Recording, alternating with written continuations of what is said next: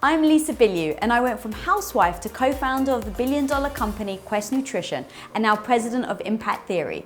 Our mission with this show is to empower you and all women to recognize you really can become the hero of your own life. Welcome to Women of Impact.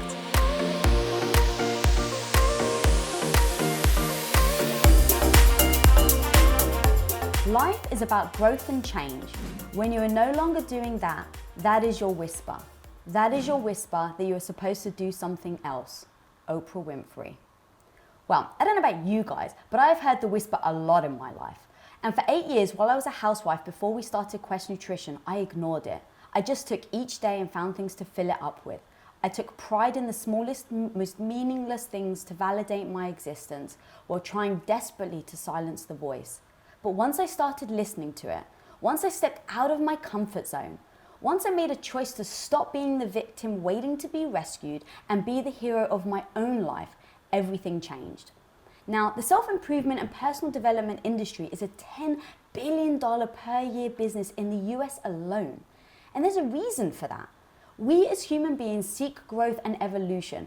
That's why at the beginning of every year, most of us make our New Year's resolutions, things we want to change to improve our lives. And yet, 80% of New Year's resolutions fail by February. Think about that for a second. The average life expectancy in the US is around 79 years old, and yet we find it difficult to do something even for 2 months. Why? I don't think it's out of lack of want. I think we all want to live our dream. So what is it that is paralyzing so many of us that we would rather live a mediocre life than strive for our goals and dreams? I mean, we stay for years in jobs and careers we don't like. We stay in unhealthy and unfulfilling relationships for way too long. We're so afraid to change our identity in fear of being judged one way or another. So today I wanted to do a different kind of show. I wanted to bring together incredible women to share their experiences on how their transformations, while not easy, are attainable. But be warned, we're not here to sugarcoat it. Change and growth is bloody hard. But just like caterpillars turn into butterflies, the transformation can be beautiful. First, I'd like to introduce to you Sahara Rose. Growing up, Sahara was a junk food queen, and she prided herself on it.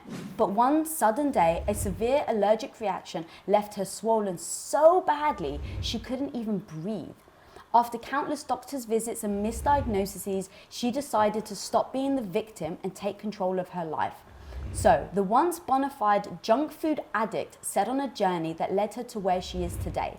A best-selling author of The Idiot's Guide to Ayurveda and Eat Feel Fresh, host of the #1 ranked podcast Higher Self, and the woman described by Deepak Chopra as a leading voice in the millennial generation.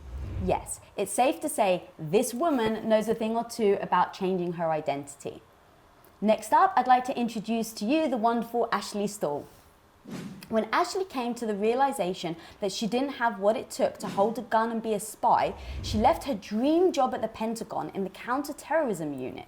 And despite her overwhelmingly crushing fear, she took a leap, moved to LA, and started on a new venture.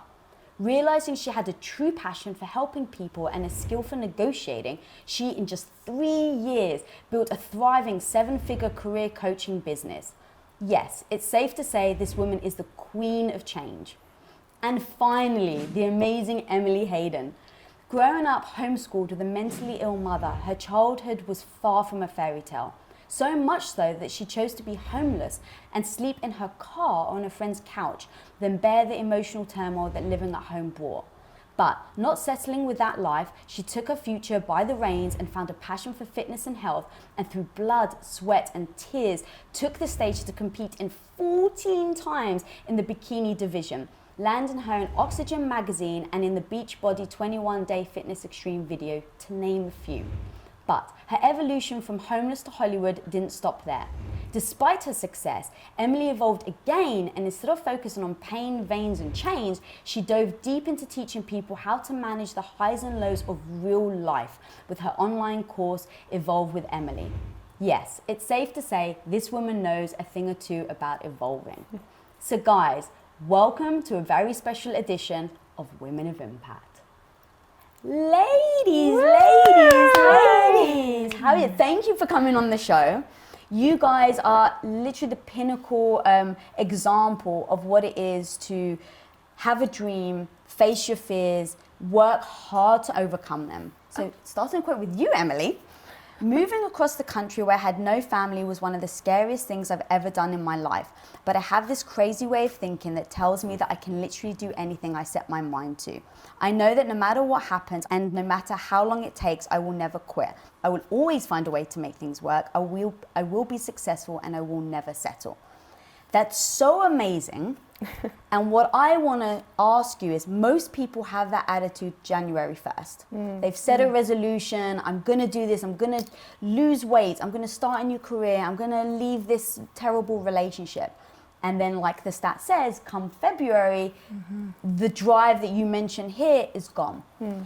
How do you keep that mentality? How do you stay strong and make sure that you do see things through and that you don't quit? This is something that I teach with my clients as well, but even with fitness clients, when they want to follow a dieting program, I start by asking them why.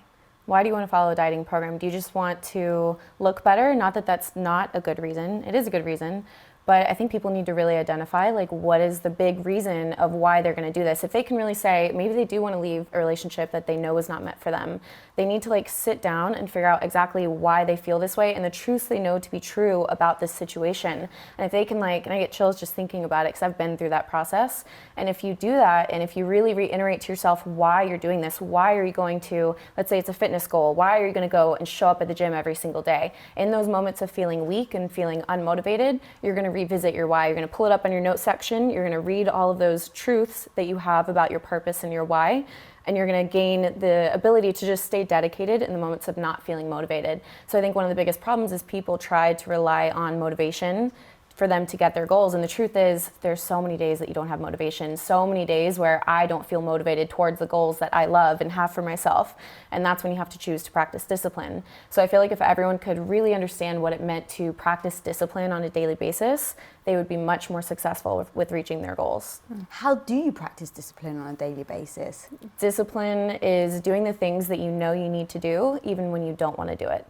So it's in those moments of, like, I'm tired, I have excuses, I have real life things that I could, put excuses on, and it's saying, I said I was going to do this and I've got to keep my word to myself. So one of the biggest things that I try to practice in my life is only saying what I mean and keeping all commitments to myself.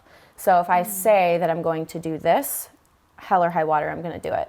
And no matter what, in the moments of everything happening and it's a terrible day and I have every excuse and everyone would give me excuses left and right to stop or to quit or to not show up that day, I just choose. And it's just the smallest little moment of just saying, nope. You turn your brain off. You don't allow yourself to think your way out of it. It's those small moments that add up. And it's also placing significance on those small moments. People think all these small moments of, oh, I'll just, I know I'm dieting, but I'll have a little bit more of this right now. It's those small moments that add up that either will let you reach your goal or not.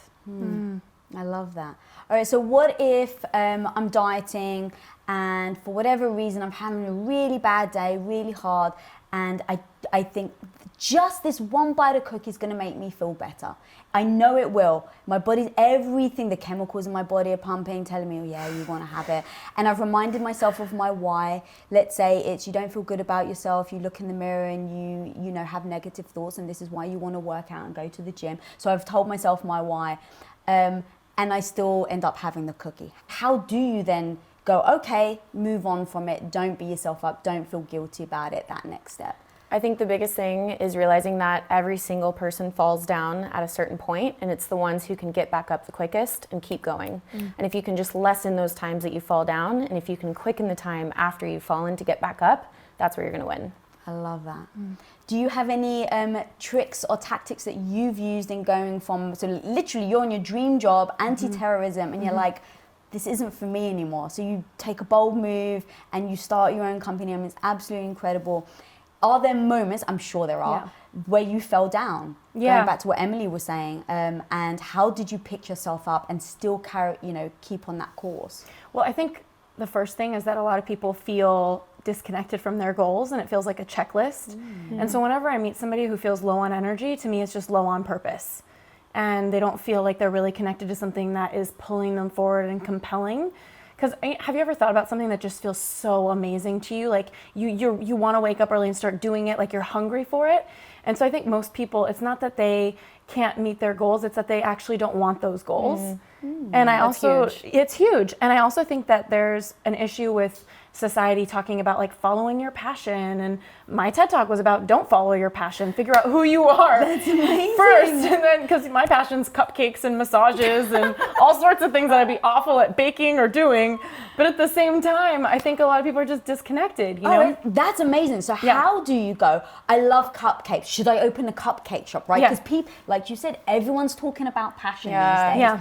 So they're like, oh, well, if I enjoy this, then I should do a business. How do you actually separate the two? Well, there's two things. Well, first is clarity comes from engagement. It doesn't come from thought. So many people think that they can think their way into clarity, and it's like, maybe that will get you to Egypt, but it's not going to get you to the promised land. Like, if I think that at the end of the day, engagement looks like a lot of things. It could look like talking to people who inspire you. It could look like taking a class, reading a book, networking. Like, there's so many different, hiring a coach, mentorship. There's so many different ways.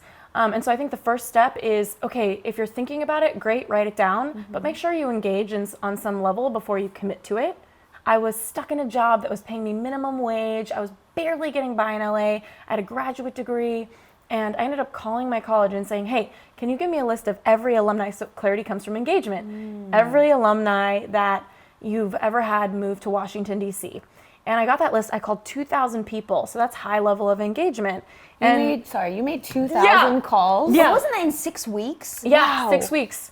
Well, I job hunted in 6 weeks. The phone calls were like 3-4 months. Every day on my lunch break, I was taking Arabic at UCLA at night, and I was doing these phone calls on my lunch break. Looked crazy, like outside on the phone. And of course, the nature of government jobs lend themselves to privacy. So can you imagine like spies and God knows who I was calling, getting these phone calls from this random person, like I'm an alumni of it. But at the end of the day, that was a really high level of engagement, and the feedback that I got was so good. And that's the thing, is that so many people are stuck in limbo, and it's one of the most powerless places you can be. Whereas if you show up, make a commitment, see what feedback the universe gives you, course correct along the way. And so in my case, I was following what felt good, and there was so much purpose on the periphery of that. And I think that's the secret, is check in with your body. What feels good? It doesn't have to be the end all be all, but if it feels good, if it feels right, you're going to figure something out on the sidelines of that if it's not the thing that you're supposed to be doing. I love that. Yeah. Well, you, my dear, are the queen of mind-body connection. Yeah. So it was really you discovering the movement of your body that allowed you to kind of really heal yourself. So talk me through that, and then the mind-body connection and how powerful that really can be to everyone listening. Yeah, so for me, it started with a yoga class when I was 12. And at that time, no one was really practicing yoga, and it wasn't really a thing. And I just saw that, fit people go there. So I'm going to go there because that's what I want to be. So I think one thing is like the people that you want to be, what are they doing? What are their practices? What are their daily life? So what is the next step? I'm leaving this yoga class feeling so amazing. So what else can I do? And that led me to learn about nutrition and meditation and all of these different things. And then realizing that when your physical body is in pain, you can't think of anything else, right? It's like when you're sick, all you can think about is when can I get better? And most of us are perpetually living in that state. And your highest self, your true self, can't come through when you're so stuck in the physical. So we need to move through the physical to move into essentially the metaphysical, the intangible, the truth, the higher thoughts. But most of us are so afraid of going through that like icky territory, which is like questioning everything that you think, everything that you do, how you spend your time, what type of foods you eat. And then through that and creating a routine and fine tuning it, which is always changing, it's from there then you realize that I'm so much more than just this. I'm not, even identity. I think a lot of us get caught up into my identity is being sick. I'm a sufferer of whatever disease. And then we go through this stage of like, I'm a survivor of this disease. And then we almost don't allow ourselves to heal because we've held onto that part of our identity. Wow, I love that. Let's keep talking about identity because I'm fascinated with it. And the thing that I found for my own self is when you have an identity, everyone perceives you to be one way. But then when you want to change, when you want to make that, whether it's a resolution or just an alteration in your life, sometimes it's hard because of the people around you trying to keep you in this bubble. Did you guys find that? And if so, talk me through how you didn't listen to them. Yeah, that's difficult. So I have my life on YouTube. I'm a vlogger, and with part of my life, I was married, and at the age of 26, I was going through a divorce, and because I was online, my subscribers, my supporters, they loved me and my significant other, and so when that ended, all hell broke loose. So with changing who I was, what I was about, how everyone saw me as, pro competitor, vlogger, wife, everything that I was, these roles were now changing and people did not like it. It wasn't just met with resistance, it was met with a lot of negativity, and it was really, really hard to deal with. People were pretty ugly about it, and just about the fact that I was a woman who is choosing to be divorced. Whoa. And now all of a sudden I had to have this identity title as a 26-year-old with divorce over my name. And for the longest time I actually couldn't even say that word out of my mouth because I felt so shameful for having to go through that.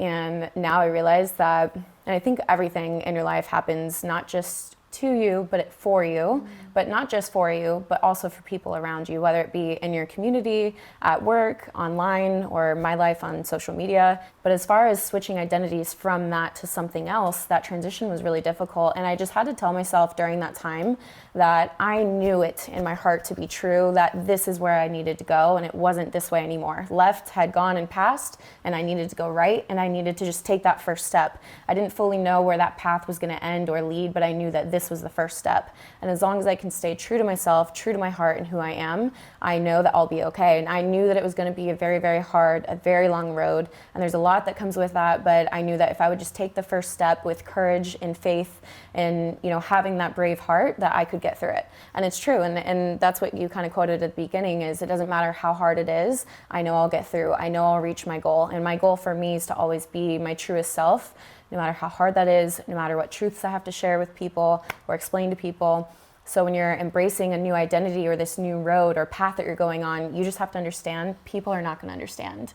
People are going to judge you. People are not going to like it.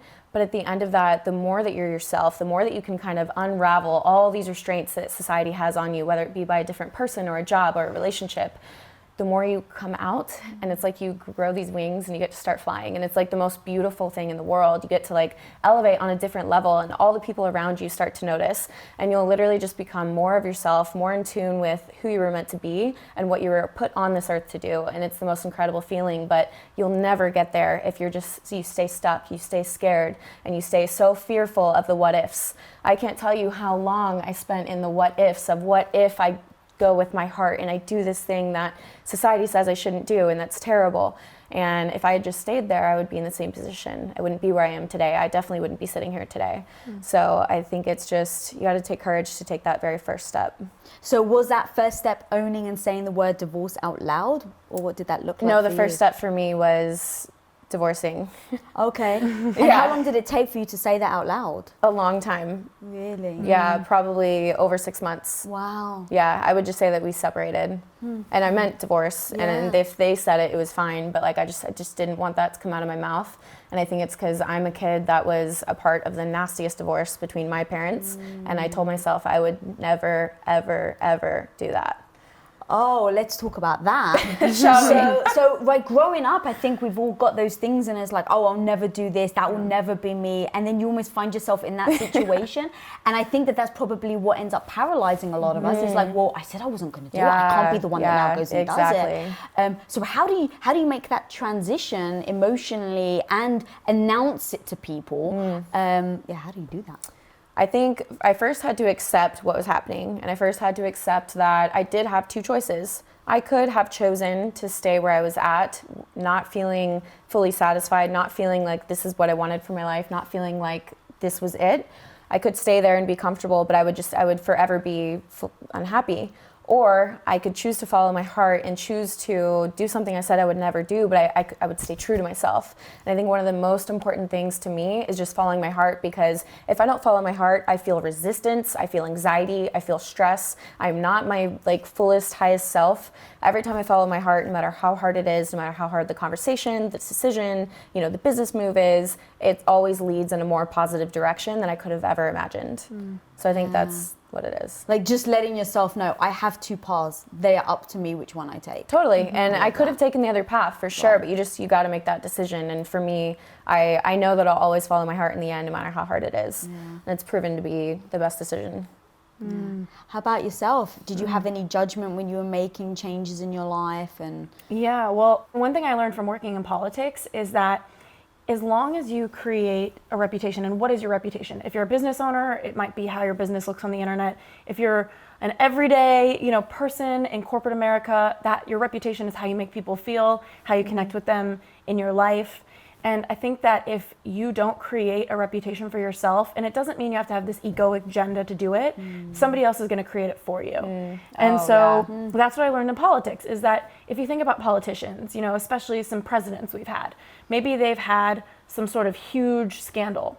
But if you look at who they had the scandal with and them, usually when you think about that president, you think of all the other things they did. You might think about their scandal, but you also think about some things that marked their presidency. But when you think about other people involved in their scandal, especially if it was a sexual scandal, that scandal just taints that person. And you don't often remember the other things they're up to, or when you think of their name, you're not thinking about these other things. It's because they didn't create a reputation for themselves. So that's fascinating. But as far as your question to me goes, just as far as making changes in my life, I really think that with every new belief we have, and sometimes we'll believe something really different that is completely unlike something else. And that's why coaches are so amazing. They'll question everything. And your beliefs are these little balloons floating by, and they pop them. And then all of a sudden you kind of feel naked, like, well, I've been believing that this is the way I need to go for so long. And so now what?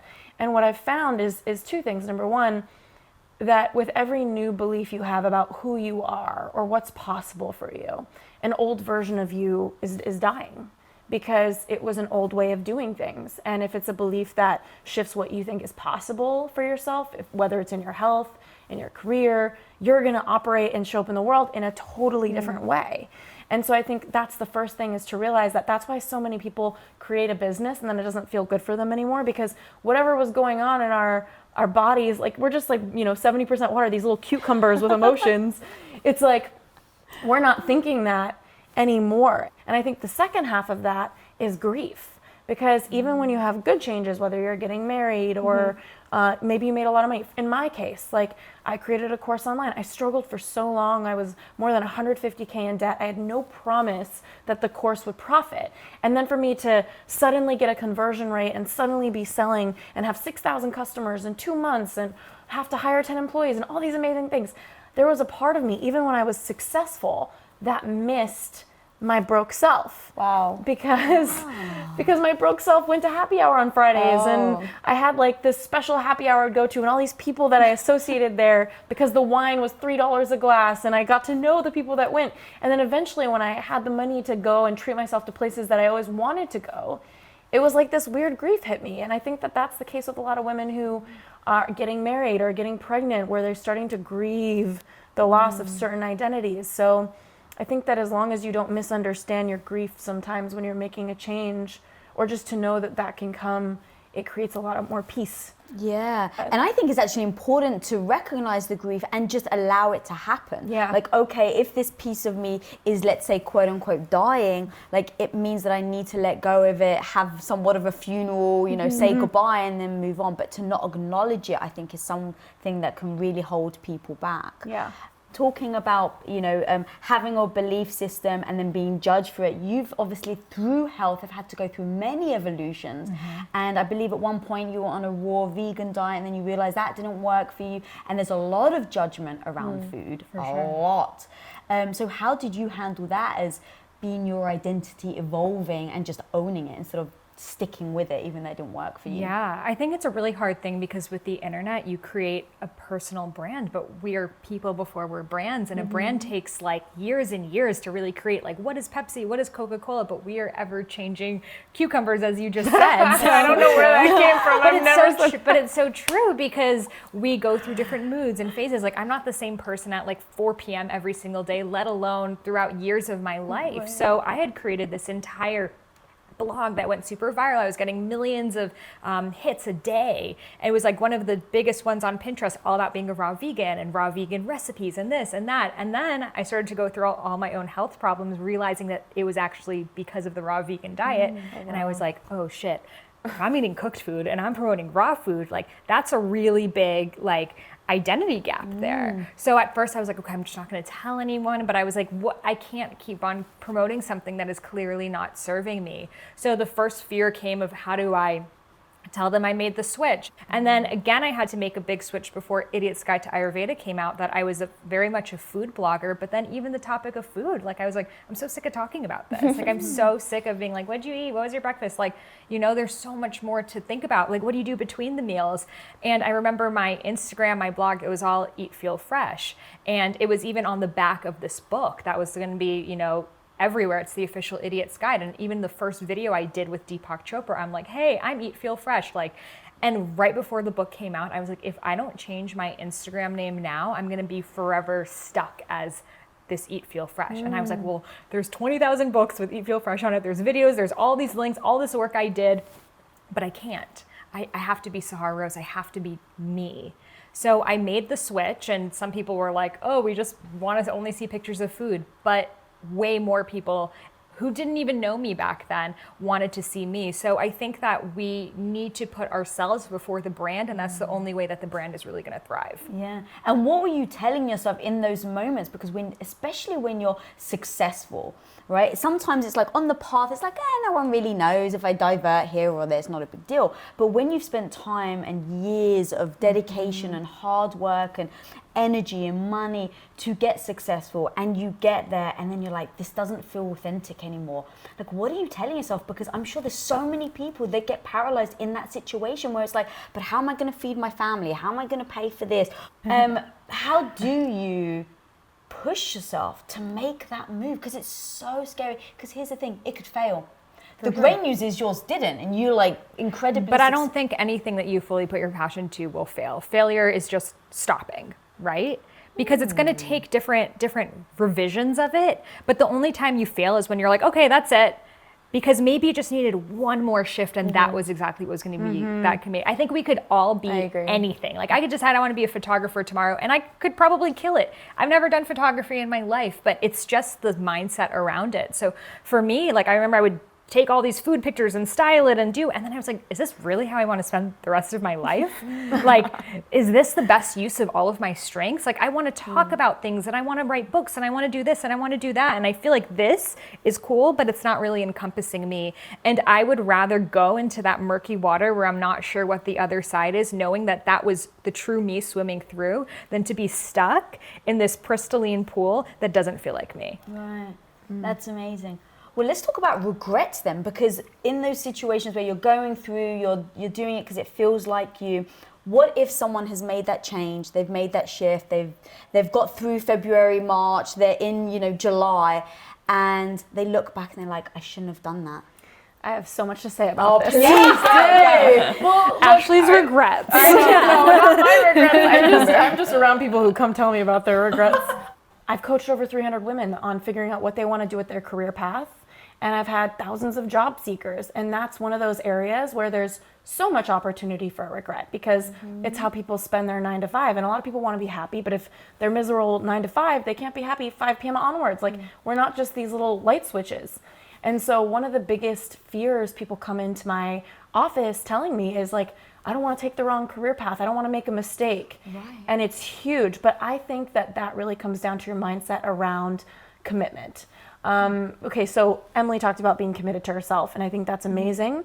And that can mean so many things. It depends what it means for you. But I think far too often people see decisions as marriages. But I think that at the end of the day, It's not. I think that if you take a new job and you don't like it, people have these mindsets that they're beholden to someone or to somewhere, and I've never seen life that way, and it set me so free. And same thing with moving cities. Like, so many people I know are curious about trying on a new city. And they're like, well, what if I don't like it? I'm like, then you don't like it. And so it's this catastrophizing that we all participate in.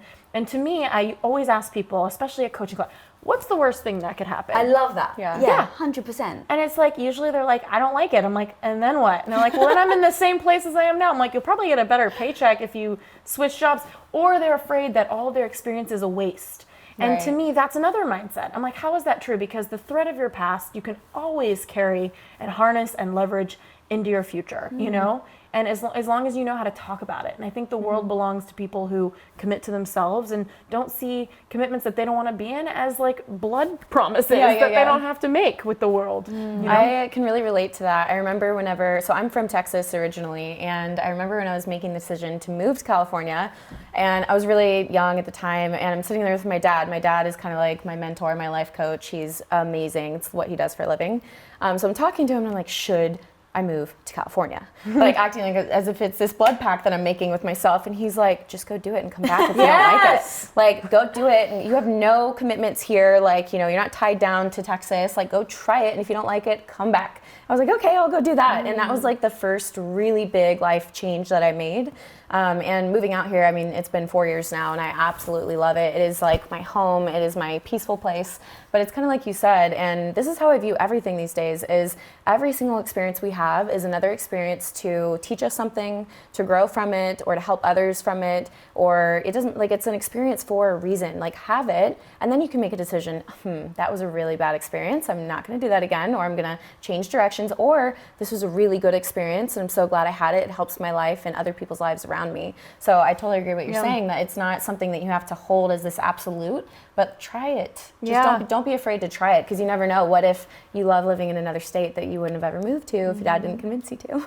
Yeah, well, that's the secret, is like, life is an experiment, and people see it as commitments when I see it as fun and play and experiments. Right. And sometimes the worst thing that can ever happen to you is actually the best thing that can ever happen to you, because it takes you to your truth, right? Like, if once you go down that rabbit hole, you're like, great, now I absolutely know that that wasn't my path, and I have great clarity on what is. So I do think that we need to go down those holes often, you know, because that's how we get redirected. And that's like this whole life journey. You're just getting, okay, this worked. Nope, that didn't. Okay, let's shift. Like, it doesn't stop. Like, we're all still on it, you know? And I think people think like, oh, it's just going to be this like New Year's shift. And then I'm floating from that then on. And it's like, no, you're continually redirecting. And the only time you fail is when you decide like, this is it, and I'm going to anchor here and nothing's going to change, because life, you know, we live on a moving planet. So if you're not moving too, you're actually falling backwards.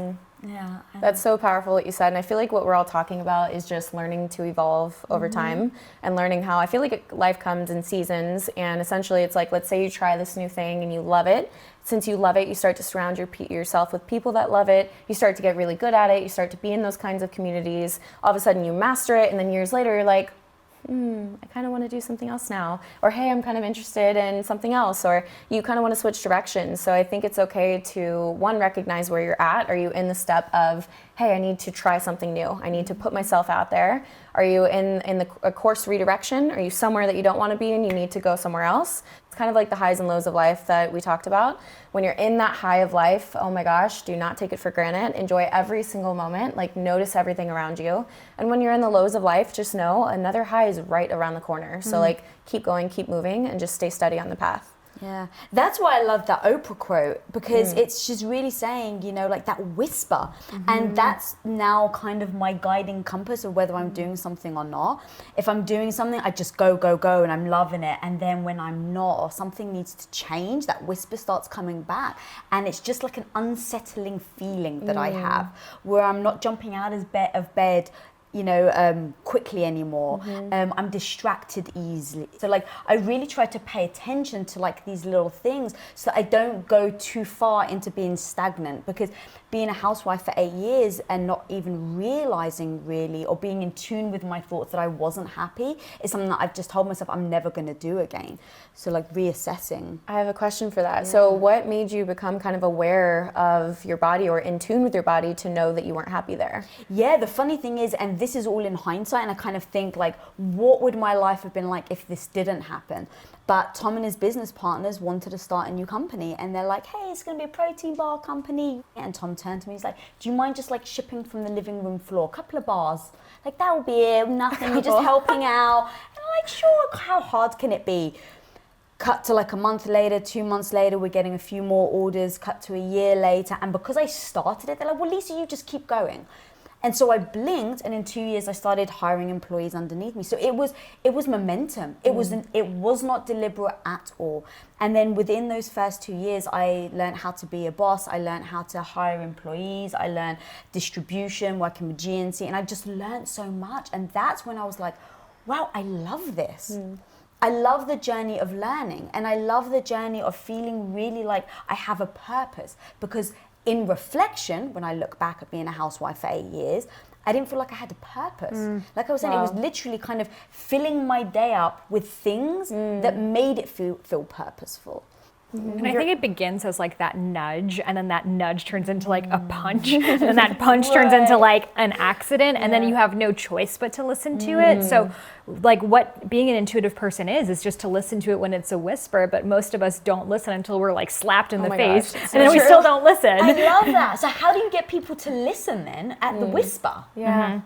That's working with your intuition. That's trusting yourself, because most of us, like if our friend comes to us with a problem, we're like, of course you should do this. This is like, duh, like how do you not see it? But when it comes to ourselves, we're like so in our heads, and we are looking at all these different perspectives, and we're not using just like that knowingness that comes forth. So a good practice for your intuition is maybe to just think of yourself from an outside perspective. Like there's something called automatic writing that you could like ask yourself a question and then like give yourself advice back. And just that practice of maybe writing it so it's not just in your head, there's a little bit more clarity and some structure there, that can really help. And getting your body in like a high vibration state. So doing the things that really fill you up, whether it's walking outside or meditating or whatever else, the more in tuned you are with your body, the better you are able to notice your body signals.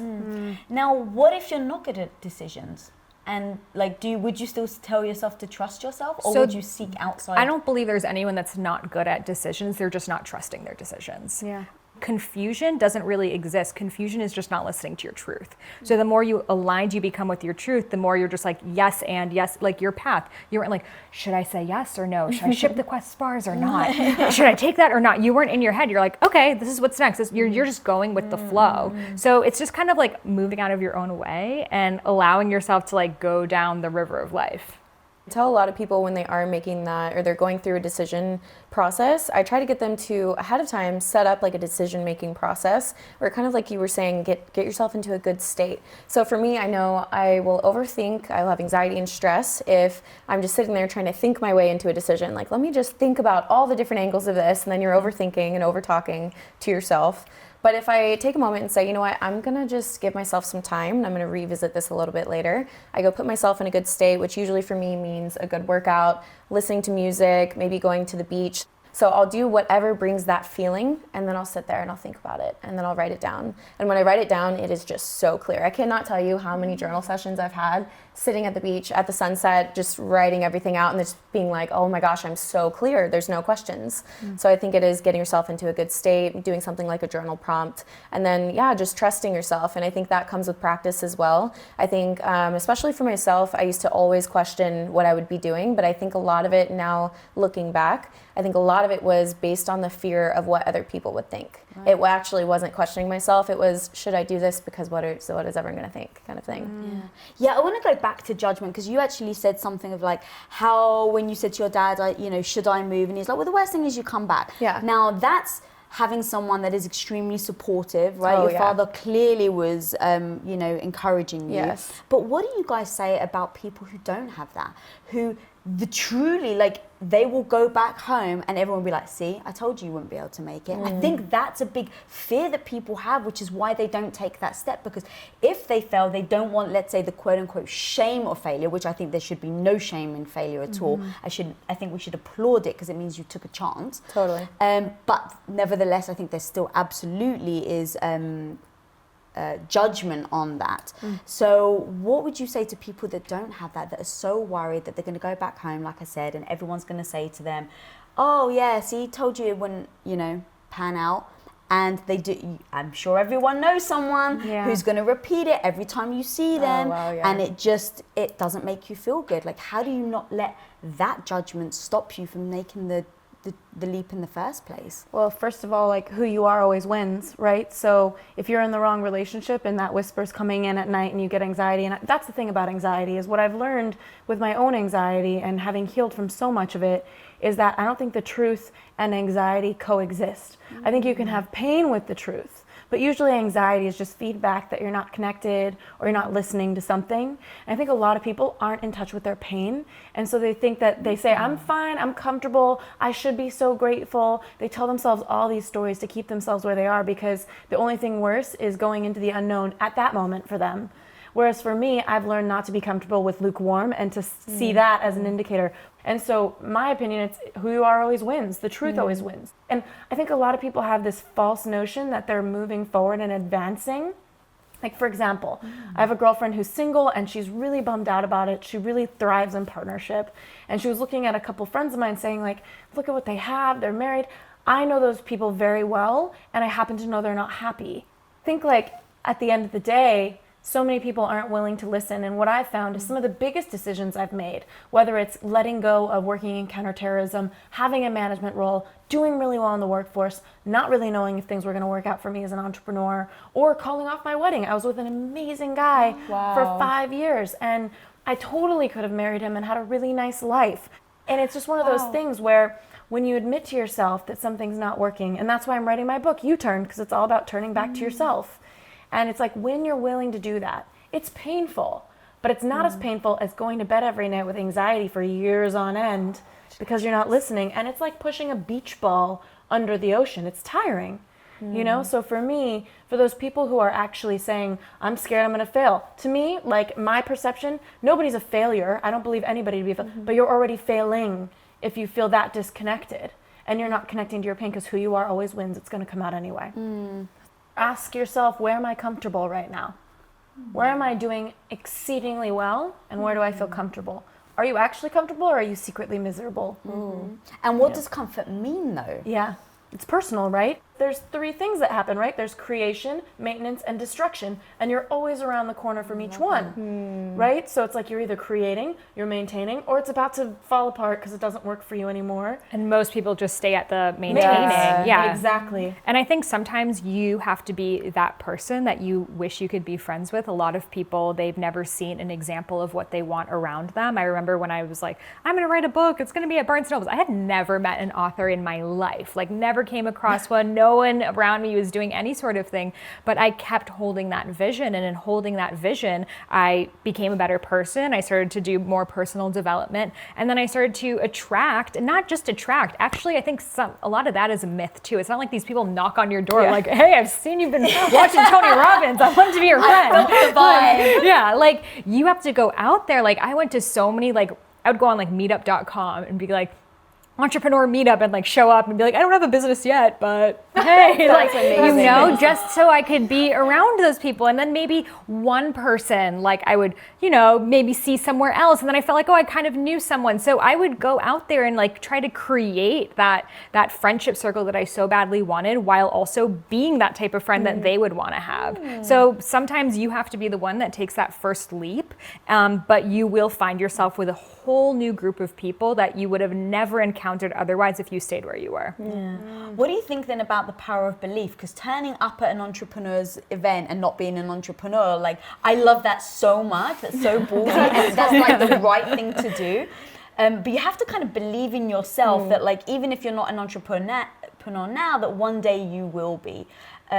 Is that what you embody? So I would always say it's market research. Like that's what I would tell myself. I'm like, you don't need to talk to anyone. You're just going there for market research. Is that just to make you feel better? It was just to make me feel like, I'm like, don't expect anything out of it. Because if I came and I was like, I'm going to get business cards, it would have been too much and I probably wouldn't have gone. But I'm like, I'm just going to go and see what happens. And even if I don't like it in a minute, I can leave. But once you get there, you didn't drive, pay for parking, blah, blah, blah. You're not going to leave, So once I would get there, I'd be like, okay, let's hang out by the snacks. Like, okay, let's just start a conversation with this person. person, and like you just get better at it, and then you realize like no one there also knows anyone. We're all in the same position, and it's like a practice, right? It's like exercising, just talking to new people. But I do think that just like giving yourself no expectations and showing up is really all that it takes. I actually relate that a lot to fitness too, because for people who struggle with their fitness goals, they're like, I cannot do the full workout today. It's been a crazy day. What I've always done with my mind is I just trick myself. I'm like, I'm literally going to go in there and I'm only going to do I used to do that for the gym I'm only too, going to do 10 reps and that's it. And I get to 10, I'm like, I can do 12. So I do 12 and then I do 15, you know, or like, okay, well I did one set. I'm just going to do like 2 more. And I just always do that to myself. And then by the end, you're like, I just crushed that workout and I didn't even want to work out. It's all a game we play Yeah, with ourselves. totally. It's all in here. Yeah. What is it then about those little baby steps? Because as you were talking, I was like, wow, I do it, and it didn't even dawn on me that I do it. It's like, even with the show, I was like, well, I'll just do a podcast, it'll just be Skype, that way no one's in front, you know, almost not putting that pressure on myself for it to be something massive helps me get to my massive goal. For sure. I think it's important to have small attainable goals, and often if you can get those small attainable goals, you gain confidence, you gain traction and momentum, and then you go for more. And if you're someone that has an entrepreneur type of mind, or even if you don't, even if you're just someone that really cares about what you're doing, you're going to want to put more effort into it. Also, momentum creates momentum. And I think that if you're an entrepreneur or you're in the workforce, you owe it to yourself, if you don't feel momentum, to go find a place that you feel excited to go create it, even if it's your body, or it could be you're in the workforce, you want to start a podcast and share what you're going through. Momentum creates momentum. And I think a lot of people are chasing goals, but really it's just whatever they think that goal is going to make them feel that they're chasing after. So if you can figure out, like, what do I want to feel? What do I think I'm going to feel from that goal? Because more often than not, it's like an itch that we want to scratch. And then when we scratch it, we're like, oh, well, this wasn't this big, you know, celebration. And it's often because we only remember peak experiences. We usually remember losses, and we feel those more viscerally than we do wins. But if you can create progress and get that dopamine hit, it's just a feedback cycle. And going back to what you said, I think, you know, having done my master's in psych, one of the things I learned was that confidence comes from keeping commitments you make with yourself. So if you can keep commitments to yourself, it breeds confidence, which breeds progress. And progress is really the key. It's not the goal anyway. I love that. Yeah, I love that. And I think the same is very true for money. So a lot of people don't think about, what do I actually want to do in life? It's, I want to get wealthy, right? I want to earn enough money so I can live a wonderful life. I can have this house, I can have this car. And so they have a vision of what it's going to be like to be wealthy. They look at wealthy people and go, oh my God, like they admire it. So they think when they have it, that they're going to feel that admiration within themselves. And the truth is they don't. Because you're still the same person. Yeah. So it's really having that purpose or something to strive for that is more tangible than just, you know, outside, like looking at people and saying, I think that I'm going to feel like this. I think it really is like having a firm goal. And most of the reasons why they don't have money is because they don't believe in themselves. You know, abundance is a result of worthiness. And when you don't believe in yourself, when you don't do those little checklists to build confidence, confidence is just that positive feedback that you gain in between, then you're never going to fully embody abundance. And abundance is not necessarily being rich either, you know? Like there are some people who have very basic lives and they're super abundant, they're generous, they're happy where they are. And there's people who are super rich and they're very, very frugal and they don't have a generous heart. So abundance is something that we get when we truly believe that we're worth it, and then we also put in the work that we're getting that positive feedback. Yeah, I love that. All right, guys, well, sadly, we're out of time. But before we leave, there's a couple of things. If you guys can say where we can find you online, people can check out all the cool stuff you're doing. Also, one tip to give the people at home that are listening right now, let's say they've got I don't like to say New Year's resolution because I like to think of just a goal. Right? Like I think if you're putting pressure on, like, okay, it's going to be the new year, but let's say they have a goal and they want to keep to it. What is the one tip that they could do immediately that you feel like can keep them on that journey? And then one more thing, what is your superpower? So my name is Emily Hayden. You guys can find me at Emily Hayden on Instagram or Emily Hayden Fitness on YouTube. And all my other links are there. I'm starting a podcast in January, so it's launching January. I'm so excited about that.